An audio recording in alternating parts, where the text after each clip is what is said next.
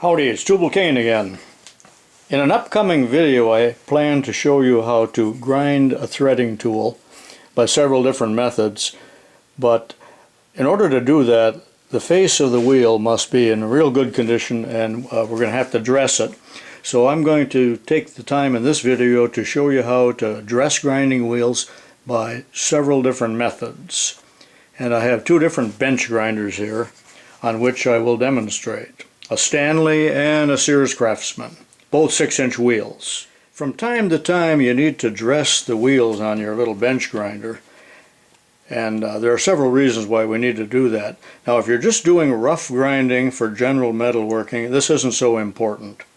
But when you're grinding tools, you want a true flat face on your wheel, and this is why we are dressing the wheels. And here's 5 good reasons that I came up with. There might be some more. You want to remove any grooves in the face of the wheel that are caused by somebody who has a tendency to grind in one spot on the wheel instead of working the entire face of the wheel. Eliminate out of roundness.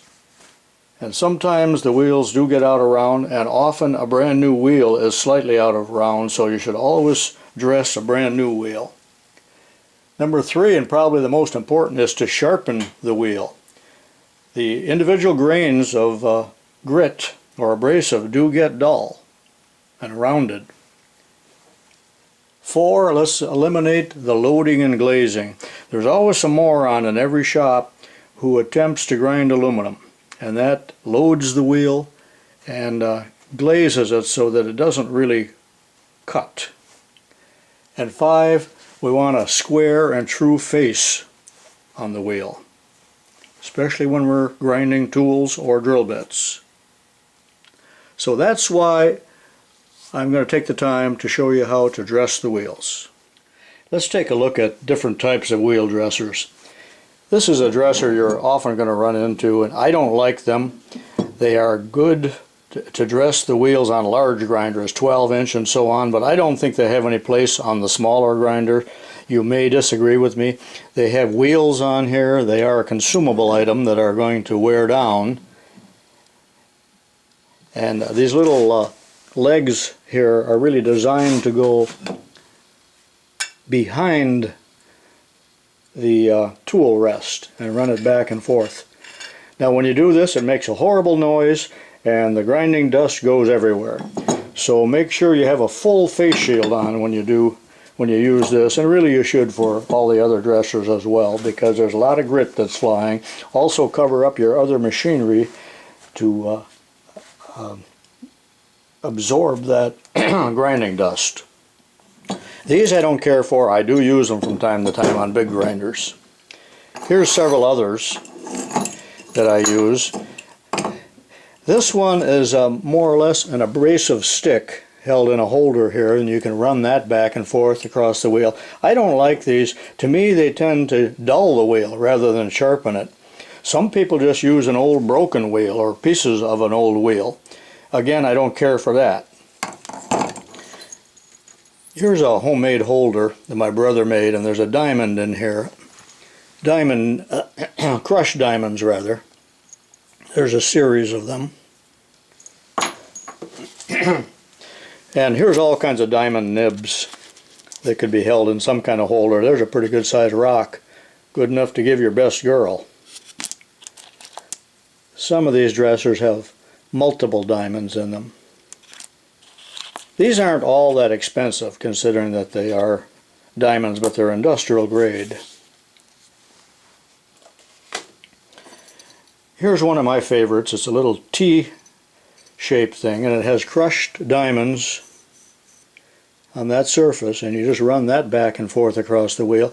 I believe this was a Forney product, and that was sold in welding stores or on the Forney display where they sell welding supplies like at a farm store. That's a pretty nice little tool.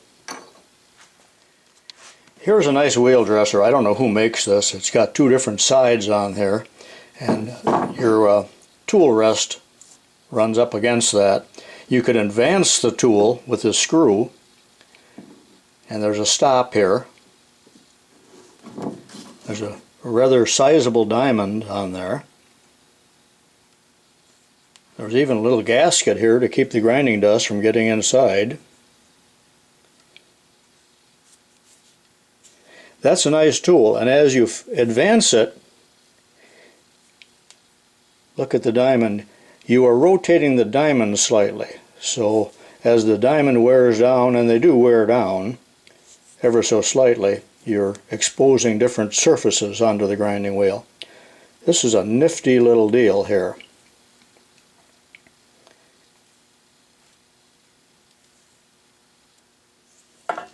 Now when you're using this dresser, you choose the side that suits your grinder the best. When you put this little shoulder here up against the tool rest, we're fairly close to the wheel. If we have it flipped over on side 2, we're farther back and we would have to advance this more. So I would select side 1 in order to do that, and then back it out to make sure that it's not actually touching the wheel. And when you turn the grinder on, you can bring it in until you just see a few sparks, and then you start moving it back and forth, always pressing this way to keep this shoulder up against the tool rest. Now it's also very necessary that the tool rest right here, this little edge, be parallel already to the wheel, or you're going to change the angle of the wheel. So this is a nice little grinder here that is made rather accurately, but some of the cheap ones with little stampings for tool rests are not going to work very well with this particular product.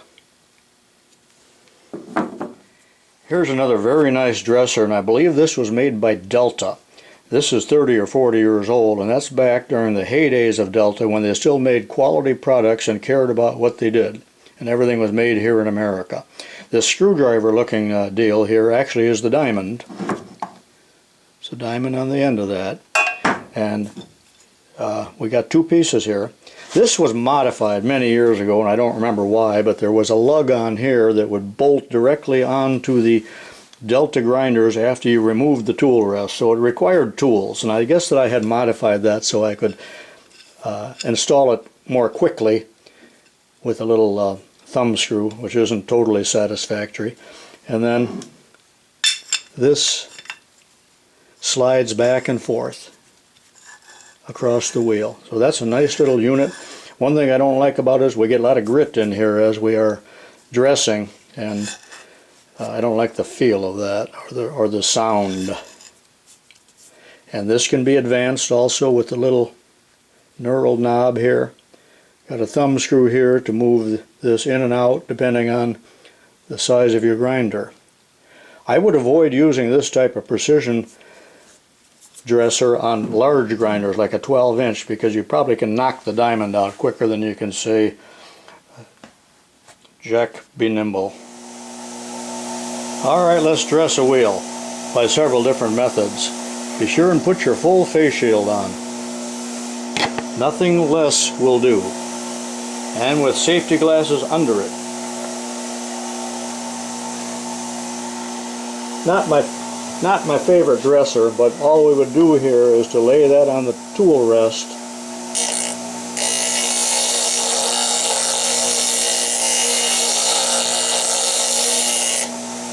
and move it back and forth like that.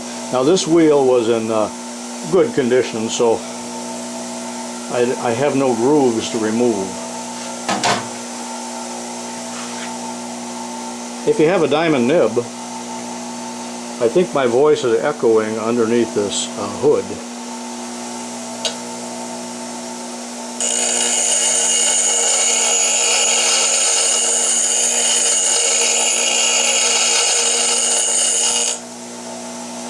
Can you see the grinding dust? It's already all over my hands, and I can feel it.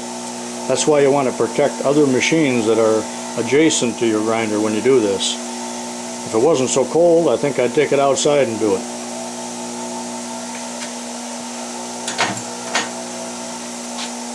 And the little Forney is one of my favorites.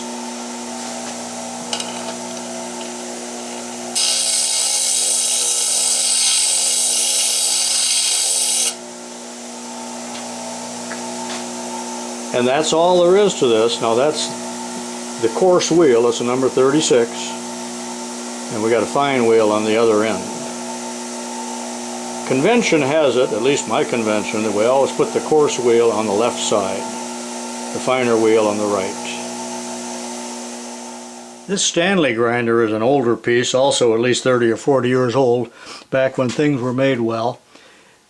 A lot of grinders have this little spark guard here, and it keeps the sparks from wrapping around, following the wheel and then landing here in your work. Or if you're on a large grinder, you might have your face near that and the sparks are coming out from here.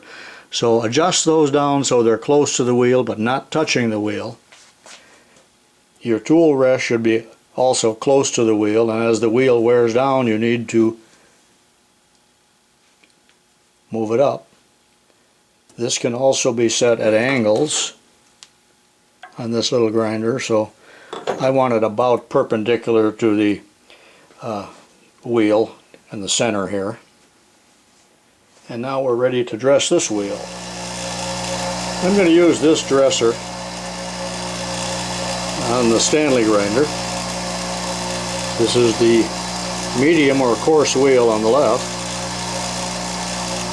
And I'll be using side 1 because that gets me fairly close to the wheel. And I'll engage it till it touches the wheel. I'm going to move it back and forth several times. There are no grooves to remove on this wheel, so it won't take much. This is a nice grinder because it has 2 lights in each face shield. You don't see that much. Delta made them that way too for a while. But the bulbs are very delicate and don't last very long because of the vibration.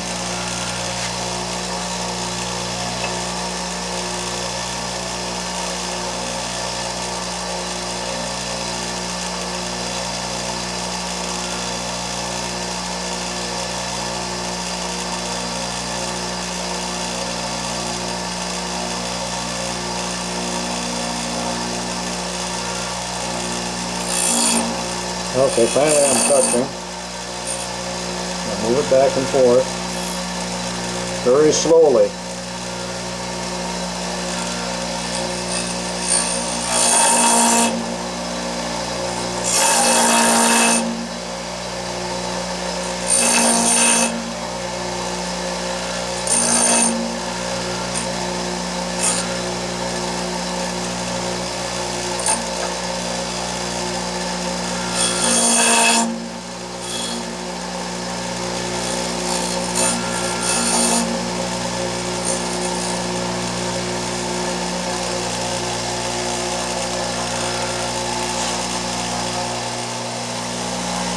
I didn't quite finish dressing the wheel in the last one, as you have noticed. I wanted to save a little bit for this one. So we'll use a Delta dresser on a Stanley grinder, and I've got this mounted on the tool rest.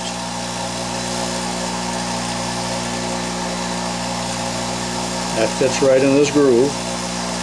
And I'll do a little feeding with this. That'll move it in ever so slightly.